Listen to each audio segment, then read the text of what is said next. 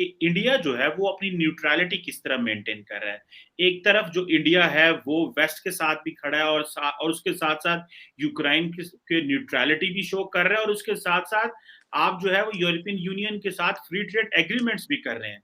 हमेशा से ये कहते हैं कि क्या वजह है कि भारत में तालीम का मयार इतना ज्यादा है, वहां पर हमें लोग बड़े पढ़े लिखे दिखाई, जबकि पाकिस्तान का एजुकेशन सिस्टम जो है वो हमेशा से बात कही जाती है कि इसमें बड़ी खराबी है, इसको ठीक करने की जरूरत है।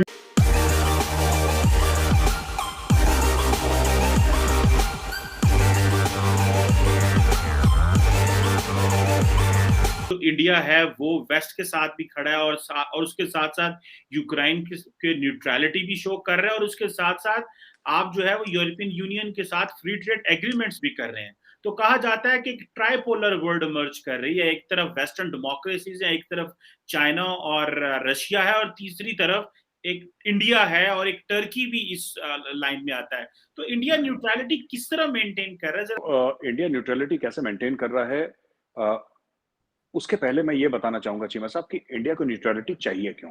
Why is this a requirement with India? एक एग्जांपल दूंगा न्यूज सोर्स का, मैगजीन का, मीडिया का। सबसे ज्यादा आप एज अ रीडर ये पसंद करेंगे कि मैं ऐसा न्यूज़पेपर पढूं, मैं आपकी बात कर रहा हूं, आप पसंद करेंगे मैं ऐसा न्यूज़पेपर पढूं जिससे जो कि जिसकी क्रेडिबिलिटी हो। वो क्रेडिबिलिटी न्यूट्रलिटी से आती है चीमा साहब। किसी भी मुल्क की, न्यूज़पेपर की, मैगजीन की, किसी की भी चीज।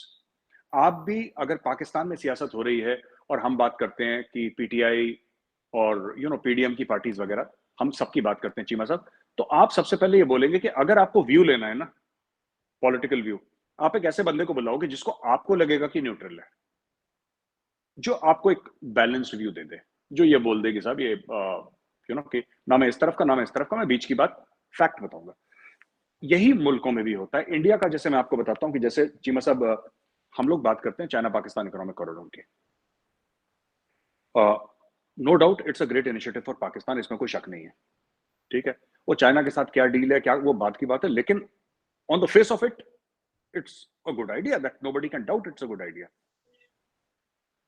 अब चीमा साहब आपका जैसे एक एरिया मिलता है छोटा सा चाइना के साथ, ठीक है ना, तो वहां से जो भी है, जो Pakistan that it comes and then it goes to all the way to Gwadar, ठीक है चीमा साहब। अब इशू ये है कि भारत की करीब 3,500 किलोमीटर की लाइन ऑफ एक्चुअल कंट्रोल है विद चाइना, राइट। और ऐसी भी जगह हैं चाइना के साथ जो कि सेटल्ड बॉर्डर्स हैं। ऐसा नहीं है कि पूरा का पूरा चाइना के साथ हमारा डिस्प्यूट में पड़ा हुआ, ऐसा नहीं है। इंडिया के पास इंफ्रास्ट्रक्चर भी है, इंडिया के पास पैसे भी हैं।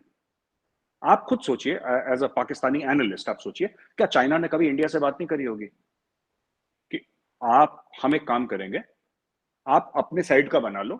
इंडिया बोलेगा हमें आपकी पैसे की जरूरत नहीं है, आप ट्रेड की बात करो, हम अपने साइड का इंफ्रास्ट्रक्चर बना लेंगे, आप बना लो।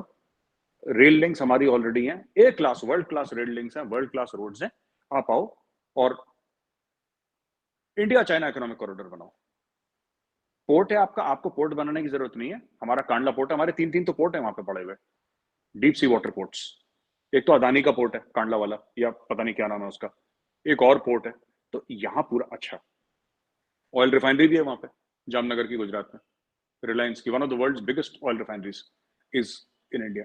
तो देखिए, एक तो कमर्शियल पर्पस है, एक स्ट्रेटेजिक पर्पस है ना। किसी भी चाइना पाकिस्तान इकोनॉमिक कॉरिडोर का भी एक कमर्शियल पर्पस है, इकोनॉमिक पर्पस है, एक स्ट्रेटेजिक पर्पस है, राइट।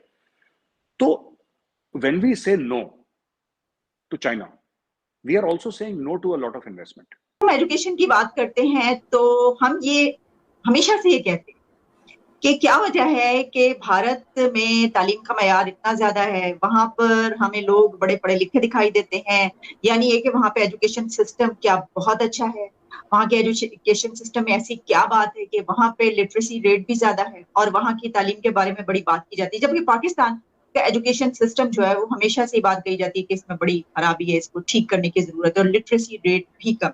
फर्ज कीजिए कि हम अगर सिर्फ लिटरेसी रेट की बात करें तो पाकिस्तान में अब जो लिटरेसी रेट कहा जाता है वो कहा जाता है 59%।